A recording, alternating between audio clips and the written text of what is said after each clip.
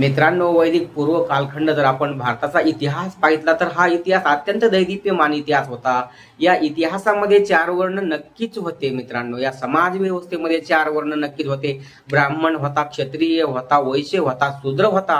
परंतु ही समाज रचना अत्यंत लवचिक होती. या समाज रचनेमध्ये कुठल्याही प्रकारचा ताठरपणा नव्हता. ज्ञानानं प्रत्येक वर्णातील लोकांना ब्राह्मण होता येत होतं आणि युद्धकलेत पारंगत असणाऱ्या लोकांना क्षत्रिय होता येत होतं.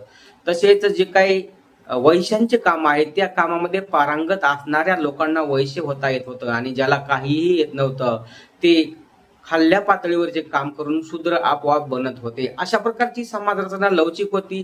प्रत्येक वर्णातील लोकांना कुठेही जाता येत होतं. परंतु जसजसा टाइम वेळ काळ वाढत गेला आणि या ठिकाणी ही लवचिकता नष्ट होऊन त्या ठिकाणी जे काही मुठभर ब्राह्मण समाज होता तत्कालीन, त्या ब्राह्मण समाजाने एक बंदिस्त समाज रचना निर्माण केली आणि ही वाहती गंगा होती या समाज रचनेची. ती वाहती गंगा बंद करून त्याचं गठर तयार केलं मित्रांनो.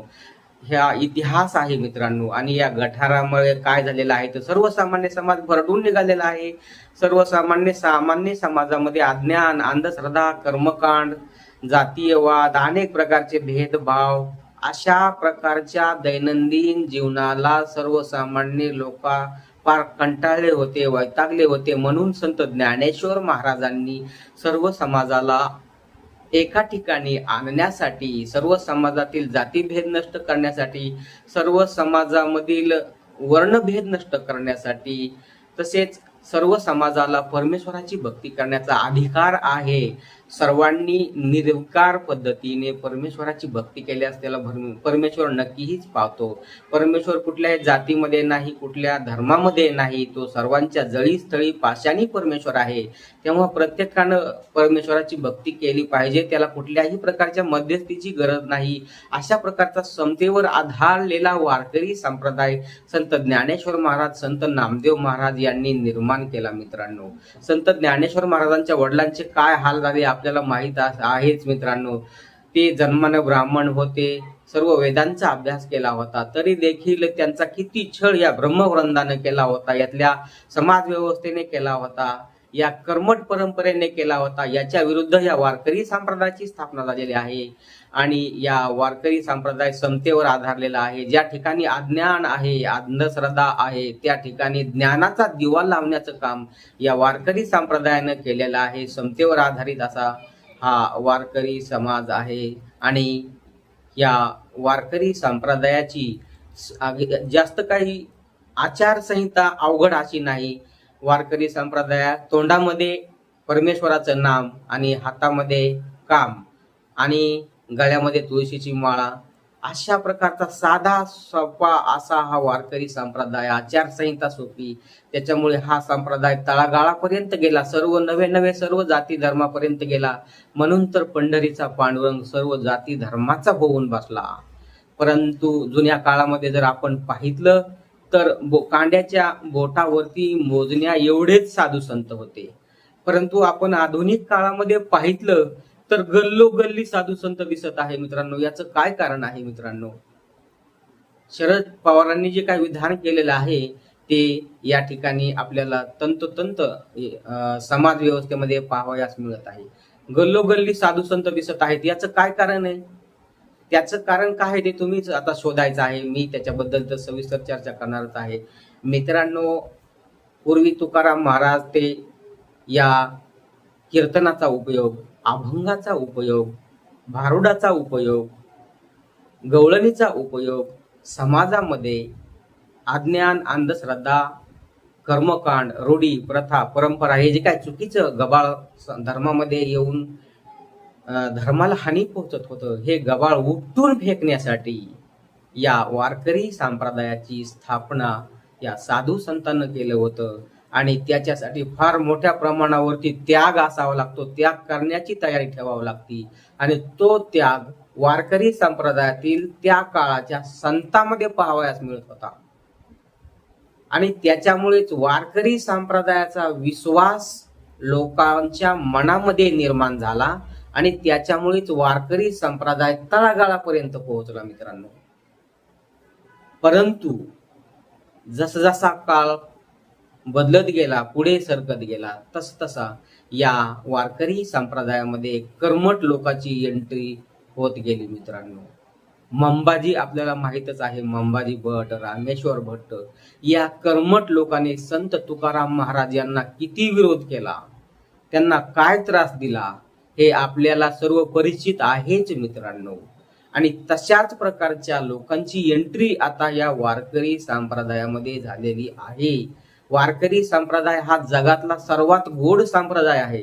वारकऱ्याला कुणीही नावं ठेवूच शकत नाही, वारकरी संप्रदायाला कुणीही नावं ठेवूच शकत नाही. परंतु हल्लीच्या काळामध्ये स्वार्थासाठी या समाजामध्ये वारकरी संप्रदायामध्ये घुसखोरी झालेली आहे, हे मात्र 100% खरं. पूर्वीच्या काळात मी म्हणतो ना, कांड्यावर मोजता येतील एवढेच साधू संत होते. आता संत वाढलेले आहेत, गल्लीबोळामध्ये संत झालेले आहेत. का? तर त्यांच्या जीवनामध्ये त्याग अजिबात नाही. आणि सर्वात पैसे कमवण्याचं चांगलं साधन म्हणजे कोणचं? तर वारकरी संप्रदाय हा त्यांनी निवडलेला आहे. पूर्वीच्या साधू संतांना जो काय धर्म मध्ये जी काय अशुद्धी आहे ती अशुद्धी नष्ट करण्यासाठी आणि परमेश्वराची भक्ती करण्यासाठी जे मार्ग निवडलेले होते, भजन कीर्तन, ह्या मार्गाच्या हे शुद्ध मार्ग होते. याच मार्गाचा उपयोग हल्लीच्या लोकांनी, हल्लीच्या डुप्लिकेट साधूंनी, हल्लीच्या कालनेमी सारख्या साधूंनी, हल्लीच्या रामेश्वर भट्टांनी, असल्या प्रकारचे जे काही साधू संत आहेत, पाकिटबाज, सुपारीबाज, या साधू संतांनी वारकरी संप्रदायाला बदनाम केलेला आहे.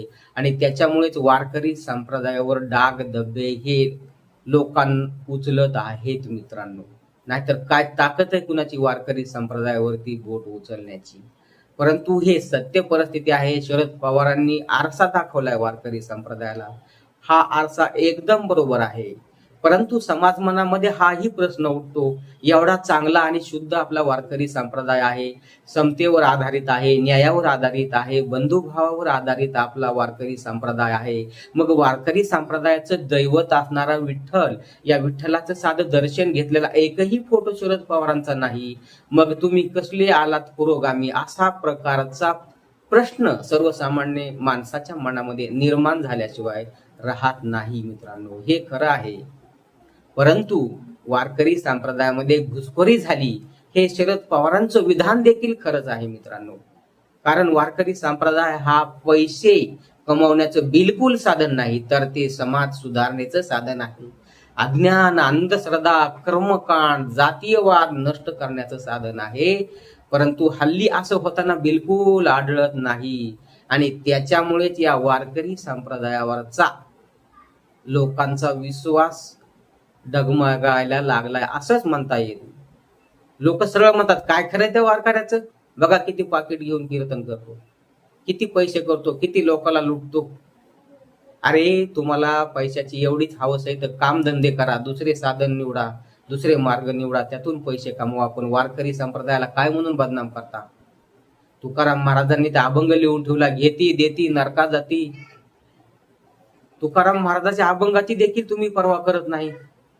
खुशाल ही राजकीय मंडळी देखील आपल्या राजकीय स्वार्थासाठी या वारकरी संप्रदायाला बदनाम करत आहे. या वारकरी संप्रदायाचं आर्थिकीकरण करत आहे.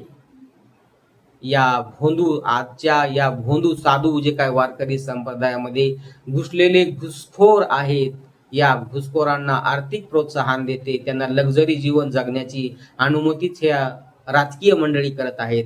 आणि आधुनिक हे काय साधू स्वतःला म्हणून घेतात ना, ते कुठल्या तरी पक्षाच्या, कुठल्या तरी नेत्याच्या दावणीला बांधलेले असतात मित्रांनो.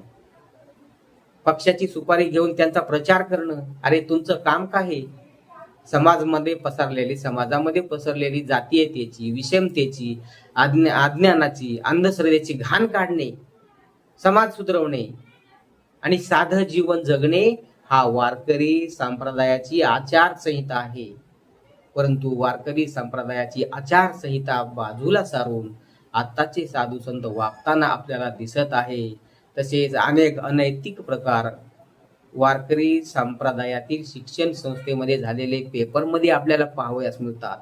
त्याच्यामुळे ते फार मोठा आघात समाज मनामध्ये या वारकरी संप्रदायातील या डुप्लिकेट लोकांबद्दल होते. वारकरी संप्रदायाबद्दल अजिबात नाही. वारकरी संप्रदाय कालही पवित्र होता, आजही पवित्र आहे आणि तो भविष्यात देखील पवित्र राहणार आहे मित्रांनो. त्याच्यामुळे हात जोडून विनंती करतो, वारकरी संप्रदायाला गालबोट लागेल अशा प्रकारचं वर्तन कुणीही करू नका. तसेच पैसे कमवण्यासाठी वारकरी संप्रदायामध्ये साधू होऊ नका. काही गरज नाही तुमची. जिल्ह्यामधून एखादाच महात्मा जरी निर्माण झाला ना, तरी तो अख्खे जिल्हा सुधारण्याची ताकद त्याच्यामध्ये राहते. फक्त तो पवित्र असावा, त्याच्या जीवनामध्ये त्याग असावा, तरच जनसामान्य त्याच्या पाठीमागे उभे राहिल्याशिवाय राहणार नाही. नाहीतर ढोंगी जे लोक आहेत त्याच्यामुळेच या वारकरी संप्रदायामध्ये लोकांना चिखलफेक करण्याची संधी मिळते असं मला तरी वाटतं.